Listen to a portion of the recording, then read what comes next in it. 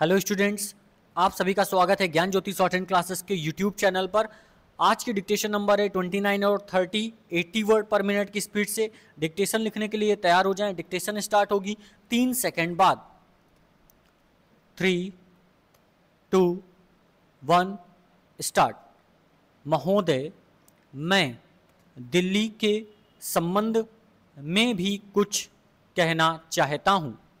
अब दिल्ली चूंकि केंद्र शासित क्षेत्र है और दिल्ली को केंद्र शासित क्षेत्र माना गया है, तो स्वभावतः दिल्ली वालों को यह आशा थी कि केंद्र से शासित होने से यहाँ पर उन्नति होगी और यहाँ के लोगों को कुछ सुविधा मिलेगी, संतोष प्राप्त होगा।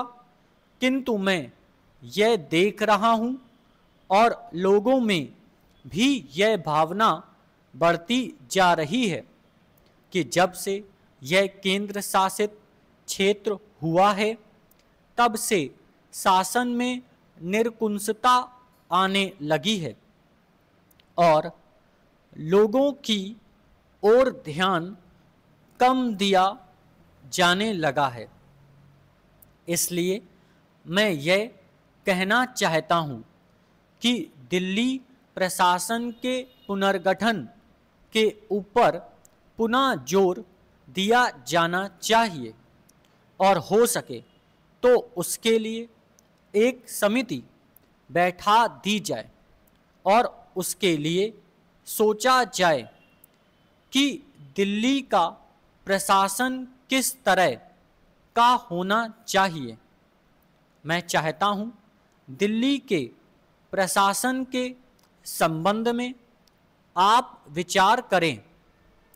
भ्रष्टाचार के संबंध में यहाँ बहुत कुछ कहा गया है, मैं पुनः उसको दोहराना नहीं चाहता हूँ, किंतु इतना अवश्य कहना चाहता हूँ कि आज देश में जनता का जो नैतिक स्तर है वह दिन प्रतिदिन गिरता जा रहा है।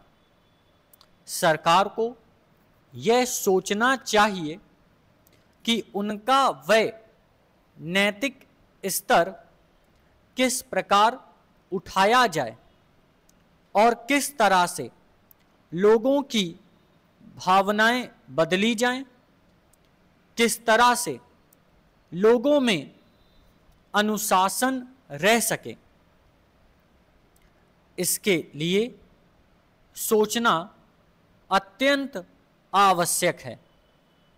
हम जब भ्रष्टाचार की बात कहते हैं तब यह तो सभी मानते हैं कि भ्रष्टाचार है और इसमें कोई दो राय नहीं है कि भ्रष्टाचार मौजूद है। छोटे से अधिकारी से लेकर बड़े अधिकारी तक यह फैला हुआ है। भ्रष्टाचार केवल प्रशासन में है ऐसी बात नहीं है, वरन यह लोगों में भी फैला हुआ है। जब करों की अदायगी का प्रश्न आता है तब लोग दो दो खाते बना लेते हैं और आयकर की चोरी करने का प्रयत्न करते हैं और कर से बचने के लिए भ्रष्टाचार करते हैं। जैसे बगैर दोनों हाथ के ताली नहीं बज सकती, ठीक वही बात भ्रष्टाचार के संबंध में लागू होती है। भ्रष्टाचार के निवारण के लिए जितना अधिकारियों का कर्तव्य है, उतना ही कर्तव्य जनता का है। अधिकारियों को तो सतर्क रहना ही चाहिए, क्योंकि यह जो संसद है वह कानून बनाकर उनके हाथ में दे देती है, उसका कार्यान्वयन करने के लिए जनता और नौकरशाही को सहयोग से कार्य करना चाहिए। महोदय, प्रशासन का यह कर्तव्य हो जाता है कि वह सतर्क रहें और अधिकारी लोग अपने को निष्पक्ष रखें, किंतु जो जनता के अंदर एक गिरावट आती जा रही है वह भी एक देखने की बात है। इसलिए मैं चाहता हूं कि सरकार कोई ऐसा प्रयत्न करे जिससे कि भ्रष्टाचार को रोकने के लिए जो लोगों का नैतिक स्तर ऊंचा होना आवश्यक है उसको ऊंचा किया जा सके। उसके लिए जो भी वह कर सकें करें। मुझे कहना तो बहुत कुछ था, लेकिन चूंकि मेरा समय समाप्त हो गया है, मैं अब और कुछ नहीं कहूँगा। महोदय, इसलिए मैं माननीय मंत्री महोदय का ध्यान इतिहास की उस चेतावनी की ओर दिलाना चाहता हूँ कि हिमालय की चोटी पर जिसका अधिकार रहा है उसका गंगा और यमुना के मैदान पर भी अधिकार रहा है। हम यह आशा में नहीं रह सकते हैं कि हम दुश्मन को हिमालय की चोटी से उतरने दें और फिर मैदान में आकर उसका मुकाबला करें।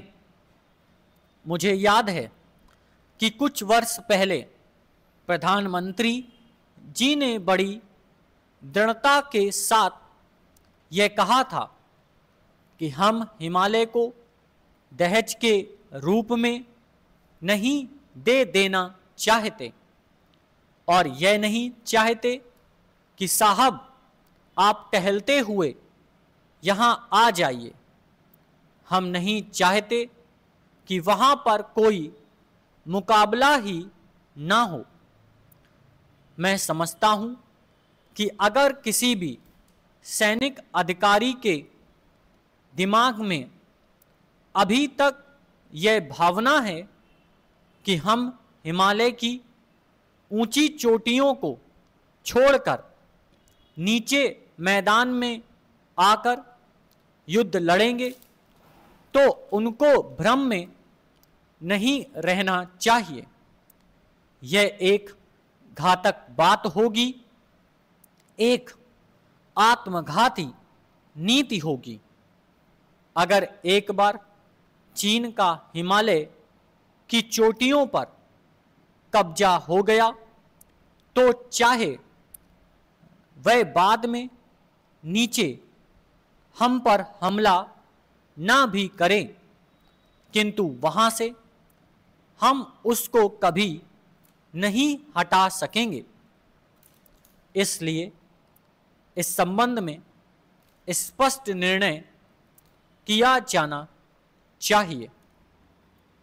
इसके बाद मैं मध्यवर्ती क्षेत्र के बारे में कुछ कहना चाहता हूं। पिछली बार जब चीन ने बड़े पैमाने पर आक्रमण किया था तो लद्दाख में और पूर्व में नेफा के इलाके में किया था। मध्यवर्ती क्षेत्र में मिडिल सेक्टर में लड़ाई नहीं हुई थी, लेकिन मेरा अपना अनुमान है और बहुत से लोगों को इस बात की आशंका है कि अगर अब कभी चीन ने दोबारा हम पर आक्रमण किया तो वह मिडिल सेक्टर में करेगा। इसके कई कारण मालूम